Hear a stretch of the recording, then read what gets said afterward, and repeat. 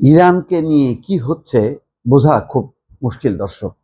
সর্বশেষ যে খবর, ইসলামাবাদে সম্ভাব্য আলোচনার প্রস্তুতি। ইসলামাবাদে একাধিক উড়োজাহাজ।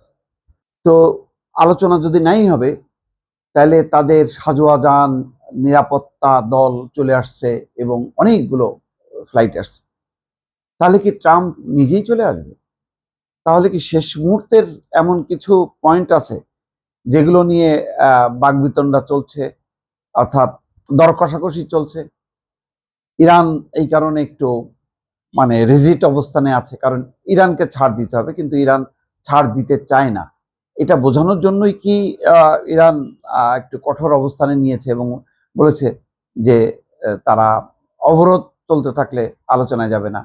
তো অবরোধ হুট করে ট্রাম্পের তো কোনো ঠিক নেই, যে কোনো মুহূর্তে বলবে যে অবরোধ নাই, আর হুড়মুড় করে ইরানের প্রতিনিধি দল চলে আসবে। বিষয়টা এরকম কিছু একটা ব্যাপার আছে।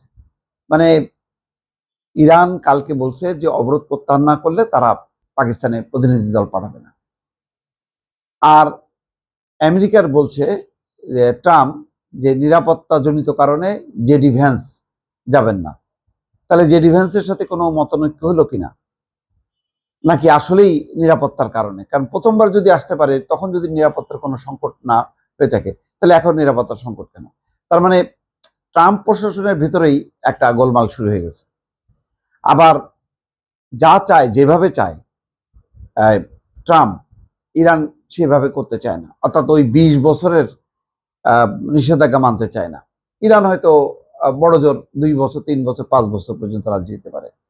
তো এই দর কষাকষি চলতে চলতে এর মধ্যে যদি ইসলামাবাদে মার্কিন যে আগাম টিম চলে আসে, নিরাপত্তা দল আসে, ঝাঁকে ঝাঁকে নাকি প্লেন নামছে ইসলামাবাদে, এবং ইসলামাবাদ বলছে যে কার্যত লকডাউনের মধ্যে আছে।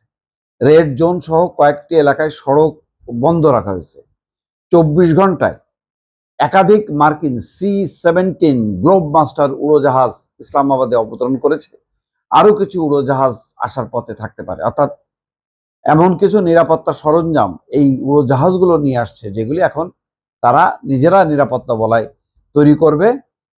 সেখানে তারা কোনোভাবেই পাকিস্তানের নিরাপত্তার উপরই নির্ভর করবে না। অথচ ইরান এখনো কিন্তু স্পষ্ট ইঙ্গিত দেয়নি যে তারা আসছেই আলোচনার জন্য। পাকিস্তান ব্যাপক কূটনৈতিক প্রচেষ্টা চালিয়ে আসছে। দেশটির প্রতিরক্ষা প্রধান সম্প্রতি 3 দিনের সফরে তেহরান গিয়েছিলেন। অন্যদিকে যুক্তরাষ্ট্রের আগাম দলগুলো, যাদের মধ্যে নিরাপত্তা দল এবং সাজোয়ার যান রয়েছে, ইতিমধ্যে তারা পাকিস্তানে পৌঁছাতে শুরু করছে। এটি ইঙ্গিত দিচ্ছে যে আলোচনা অনুষ্ঠিত হবে।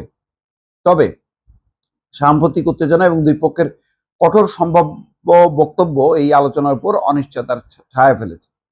এখন বল আসলে আমেরিকার কোর্টে। আমেরিকা যদি অবরোধ তুলে নেয়, সাথে সাথে ইরানের কোনো সমস্যা নেই। এখন ইরান কতটুকু ছাড় দেবে, এটা হচ্ছে বিষয়। এই একটা জায়গা এখনো পরিষ্কার হচ্ছে না যে কতটুকু ছাড় দিয়ে ইরান এই আলোচনা বা শান্তি চুক্তি তারা মেনে নেবে।